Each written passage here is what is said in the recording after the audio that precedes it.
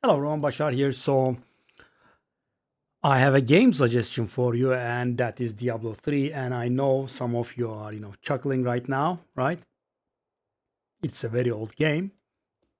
However, it's pretty good. So, guys, if you are a fan of the RPG genre, like I am, Path of Exile, Path of Exile 2, Diablo 3, Diablo 4, whatever it is, right?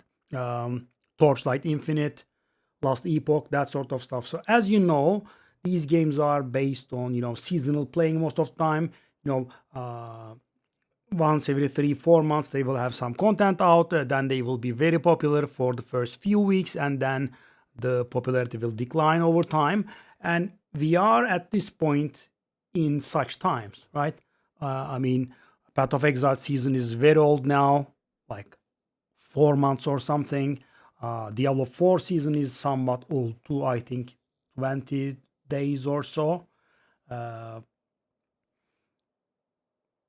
what else? Diablo 2 season has been out for some time. And so, guys, Path of Exile 1 season also is somewhat old. So, most of these games will be deserted slash semi-deserted, right? And I think this is a good window to experience Diablo 3. Diablo 4's expansion is coming in about 3 weeks, right? And Diablo 3 can be a nice palate cleanser. So if you have been enjoying the direction in which Diablo 4 has been going, I definitely recommend that you play Diablo 3 because they have been drawing inspiration from their own game, right? The torment difficulties, the armor, and the resistances being converted into infinite damage reduction with diminishing returns instead of flat percentage, blah blah, right? All that sort of stuff is from Diablo 3. You have a lot of characters to choose from, right? You can play it in hardcore. Obviously, you can play it solo self-found. You can play it in hardcore solo self-found. And contrary to Path of Exile here, right? In Path of Exile, solo play requires huge amounts of experience. I haven't ever dared it yet, right? You have to know the vendor recipes. You have to be completely knowledgeable about the crafting system and whatnot, right?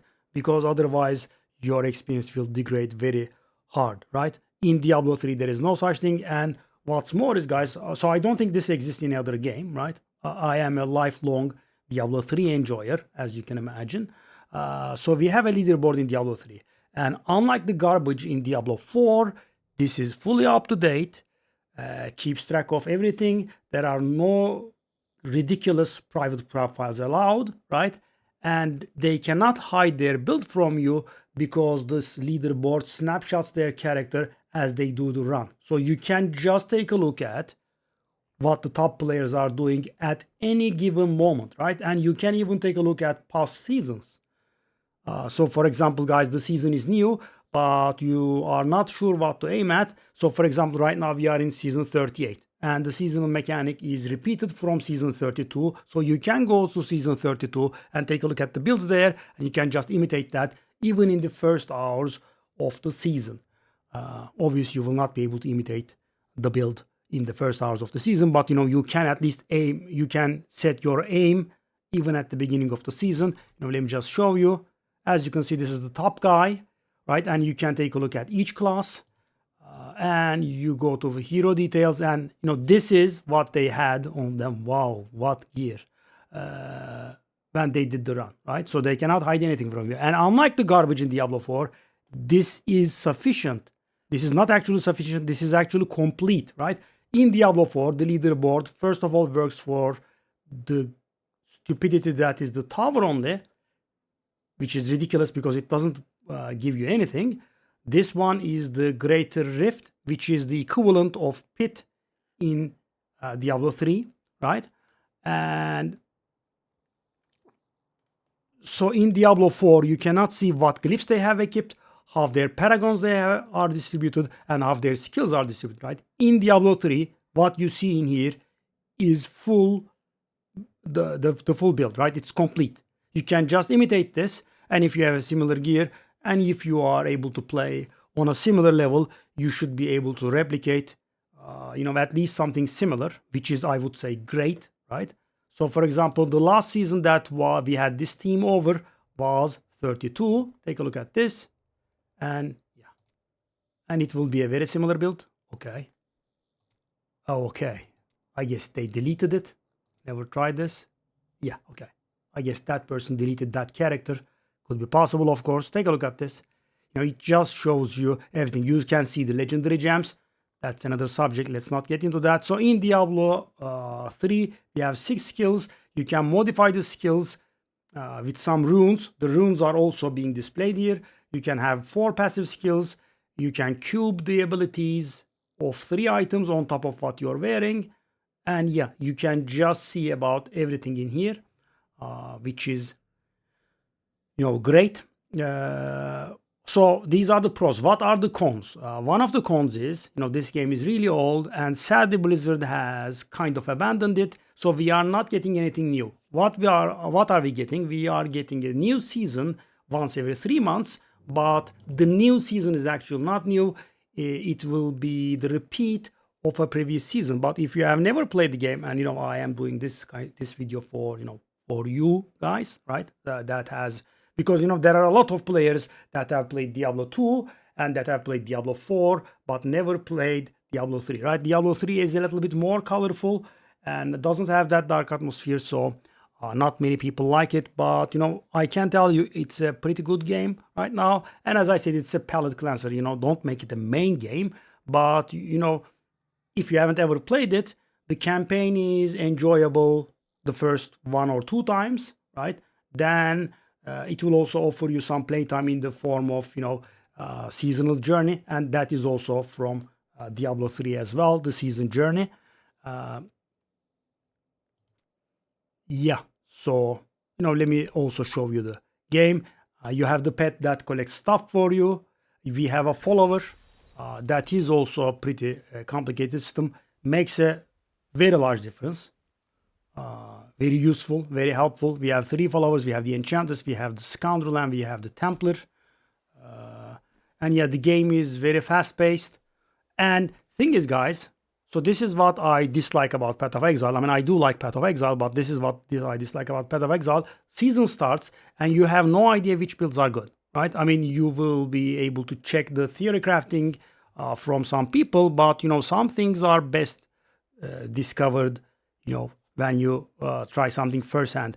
And the annoying thing is, 3 days into the season, you will still not know which characters are best. So for example, guys, you are a power gamer, you want to just do the best build because Path of Exile is hard enough, which is what I do myself, right?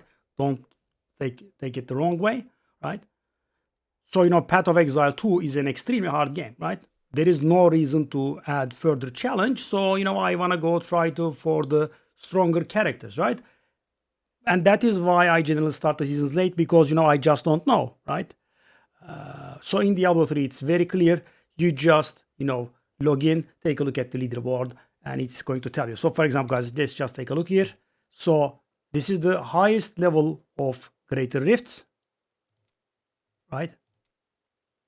And take a look at the wizard. So the wizard was able to clear the highest level, and take a look at this. And the time limit is 15 minutes. So the wizard has been having fun in here, right? But take a look at this. Barbarian. Only a single person has cleared 150. It's Crusader, right? Only a single person very barely cleared it, right? Demon Hunter, 2 people have cleared. No, sorry. The Demon Hunter is also good, but not as good as the wizard. Because if you take a look at the duration, Monk is sadly the neglected child of Diablo 3. That would be equivalent to Rogue in Diablo 4. I did go. Necromancer is a downloadable content character. I mean, you have to buy the Necromancer to play it, and you will not lose a lot if you don't. If you want to save your money, just don't. As you can see, decent. Witch Doctor is meh as well, and obviously Wizard is strongest character because we have pages of people conquering Greater Rift 150. So, and you can also see your best score in here, right? So you can compare. I think I'm like rank 900 or thereabouts. Where am I? Maybe a little bit better. Yeah, I mean somewhere there. yeah, there I am. So guys, this is also pretty cheap because the game is rather old, but I'm going to tell you it is not unenjoyable. As I said, you can use it as a palate cleanser. Your favorite games have been up for some time, and there are not too many people in there, or you are done with them, right? And Diablo 3 can take like 4 or 5 days of your time depending on your play schedule. So yeah, it's enjoyable. And we have some nice features here, right? On top of these, we have something called, oops, the altar of rights. Let me show you. There is this that provides you ton of bonuses, and it takes quite a lot of effort, to unlock these. We have items that are ancient that provide you with more intelligence, strength, dexterity, whatever it is, right? We have primal ancient items. I just don't have one, sadly, that are full perfect in all roles. And this is the seasonal mechanic. This changes. This is the third time this mechanic is here. It was season 24 when they first showed. So Diablo 2 items have been reimagined in Diablo 3 stats. And in Diablo 3, you do not have plus skill levels, so that's why it provides you with 100% damage up. And I know Wizard Spy from Diablo 2 doesn't do that, but that's how they reimagined it. And yeah, it's pretty nice. I do recommend it. And of course, if you have any sort of questions, right, I will answer everything. And I will see you guys in another video. Bye bye.